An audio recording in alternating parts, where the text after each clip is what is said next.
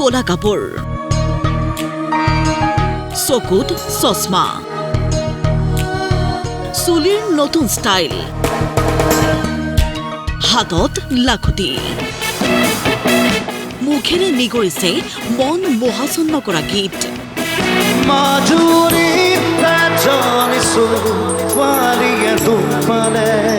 তিনিদিনৰ ভিতৰত দুটা ভিন্ন ৰূপত জুবিন।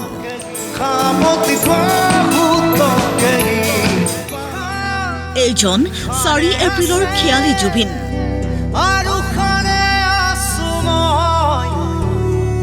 অপেচাদাৰী আচৰণ জুবিনৰ।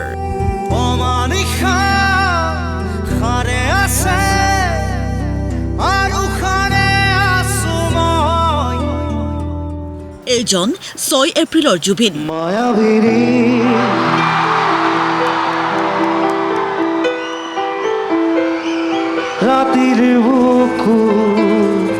দৰ্শক আৰু আয়োজকৰ প্ৰতি দায়বদ্ধ জুবিন, পেচাদাৰী আচৰণেৰে শিল্পীসুলভ জুবিন।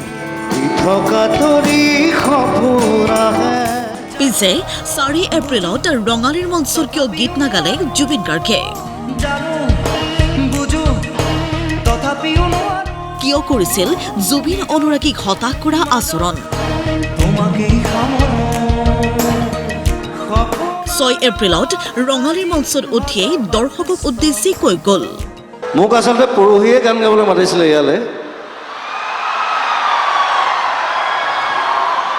তাৰপিছত অকণমান কিবা খেলি মেলি পালোঁ, গেটবিলাক চব তলা মৰা, কিবা খং উঠিলে গেটখনত গৰু এটা মাৰি পেলাই মই ঘূৰি গুচি গ'লোঁ, নাগালোঁ। আৰু চিনেমাখনত মোৰ কেৰেক্টাৰটো তেনেকুৱাই। 2 মাহৰ পৰা জুবিন হেনো জুবিন গাৰ্গ হৈ থকা নাই। 2 মাহ ধৰি জীয়াই আছে ৰাউলৰ দৰে। ৰাউলে গীত গায়, ৰাউল অন্ধ, ৰাউল হেনো বহু বেছি এগ্ৰেছিভ।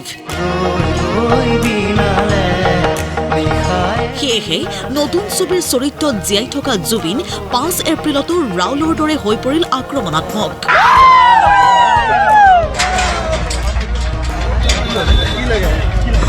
লাষ্ট 2 মাহ মই ৰাউল হৈ আছোঁ। আগৰ পৰিচয়টো নাই মোৰ এতিয়া। আৰু চিনেমাখনত মোৰ কেৰেক্টাৰটো তেনেকুৱাই। সি অন্ধ যদিও he is aggressive, he is eccentric. আৰু আমাৰ ৰাহুল গৌতম শৰ্মাই ষ্টৰিটো মোৰ স্ক্ৰীন প্লে সি লিখিছে। আৰু সি বদমাছে কি কৰিছে, মই জীৱনত বহুত ঘটনা ঘটাইছোঁ, কিবা কিবি সেইবোৰ চব লিখি দিছে চিনেমাখনত। চালে মোক দেখা যেন লাগিব, খালি অন্ধ দেখিব।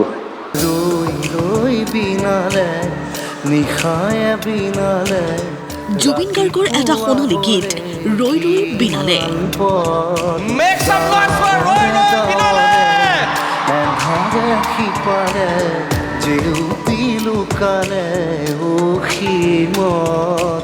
শ্ৰোতাৰ মন শিহৰিত কৰি তোলা গীতৰ ভিতৰত অন্যতম জুবিনৰ ৰৈ ৰৈ বিনালে।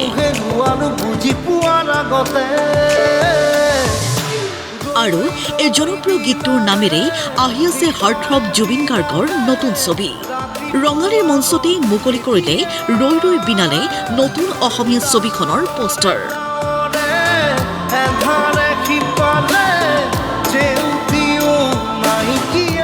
এজন গায়ক, গায়কজন অন্ধ, আৰু অন্ধ গায়কজনৰ সংঘাতপূৰ্ণ সুৰীয়া যাত্ৰা। ৰাউলৰ এই চৰিত্ৰটোতেই অভিনয় কৰিছে শিল্পী জুবিন গাৰ্গে। ছেপ্টেম্বৰত মুকলি হ'ব অসমৰ প্ৰথম মিউজিকেল বোলছবিখন। ঠিক সেই চৰিত্ৰটোৰ দৰেই অন্ধ গায়কৰ ৰূপত ৰঙালীৰ মঞ্চত প্ৰৱেশ কৰি জুবিনে কৈ গ'ল ছবিখনৰ বিষয়ে। এটা গানক চিনেমা বনোৱাটো বহুত টান কাম। আৰু এটা 15 বছৰৰ প্ৰচেষ্টা। 15 বছৰ আগতে মই ৰাজেশক কৈছিলোঁ যে মোৰ এনেকুৱা এটা ষ্টৰি আছে, খালি মই তাত ব্লাইণ্ড, এজন ব্লাইণ্ড ছিংগাৰ, তাৰ ষ্ট্ৰাগল, তাৰ লাইফ, তাৰ গান। আৰু মই ভাবোঁ যে এই গানটোত খুব মিলে সেই গোটেই কেৰেক্টাৰটোৰ লগত, সেইকাৰণে গানটো ইউজ কৰিছোঁ। আৰু নতুনকৈ বনাবলগীয়া হৈছে আকৌ গানটো, প্ৰায় 20 বছৰ পিছত আকৌ গানটো বনাইছোঁ মই। So' anyway it will be nice film. আৰু অসমৰ প্ৰথম কমপ্লিটলি মিউজিকেল চিনেমা। জুবিন ভাগৰুৱা হৈ পৰা বুলি চৰ্চাক ভুল প্ৰতিপন্ন কৰিবলৈ যেন ৰঙালীৰ মঞ্চত হিয়া উজাৰি দিলে জুবিন গাৰ্গে।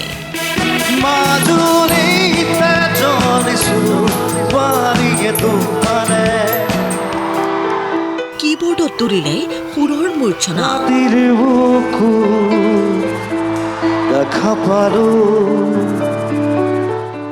শ্ৰোতাক সুললিত কণ্ঠৰ মোহত পেলাই ৰাখিব পৰাকৈ জুবিনে তুলিলে সুৰৰ মূৰ্ছনা।